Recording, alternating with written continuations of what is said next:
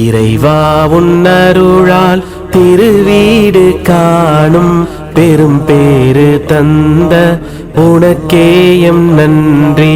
மலரான நபியின் மனமான ரௌதா அகமார காண அழைத்தாயே நன்றி.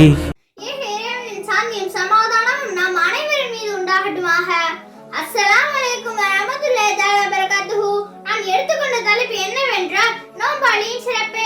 நோம்பாளி நோம்புடன் இருக்கும் போது வாயில் துர்வாடை ஏற்படும். அந்த துர்வாடை கூட அல்லாஹ்விடத்தில் கஸ்தூரியை விட நறுமணம் கூடியது என அவர்கள் கூறுகின்றார்கள்.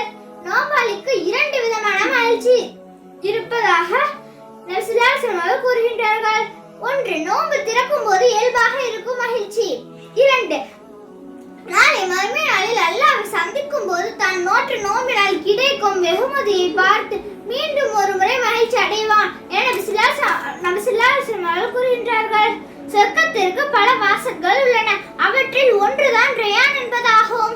நோம்பாளிகள் விசேஷமாக அந்த வாசல் வழியாக சொர்க்கத்திற்கு நுழையும் பாக்கியத்தை பெறுவார்கள். யார் நம்பிக்கை கொண்டு நன்மைகளை எதிர்பார்த்து ரமலான் மாதம் நோன்பு நோட்கிறாரோ அவரது முன் பாவங்களை மன்னிக்கப்படும். இம்மாதத்தில் நன்மைகள் செய்யாதவர் எல்லா நன்மைகளையும் இழந்தவர் என்று இந்த மாதத்தில் அல்லாஹ்விடம் பாவமன்னிப்பு கேட்காதவர் அல்லாஹ்விடம் அருளை விட்டு தொலைவில் இருப்பவர்கள் என்று நபி ஸல்லல்லாஹு அலைஹி வஸல்லம் கூறுகின்றார்கள். ஆகவே இந்த நோன்பை சரியான முறையில் நோற்று அந்த நன்மைகளை இறைவனிடத்தில் முழுமையாக பெறக்கூடிய நன்மக்களாக நாம் அனைவரையும் ஆக்கி அருள் புரிவானாக. ஆமீன் ஆமீன் யா ரப்பல் ஆலமீன்.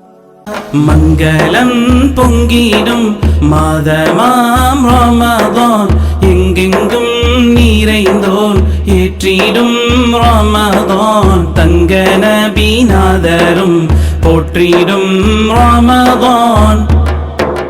மங்களம் பொங்கிடும் மாதமாம் ரமதான் எங்கெங்கும் நிறைந்தோன் ஏற்றிடும் ரமதான் தங்க நபிநாதரும் போற்றிடும் ரமதான். இன்பங்கள் சேர்த்திடும் இணையில்லா ரமதான் பங்கங்கள் போக்கிடும்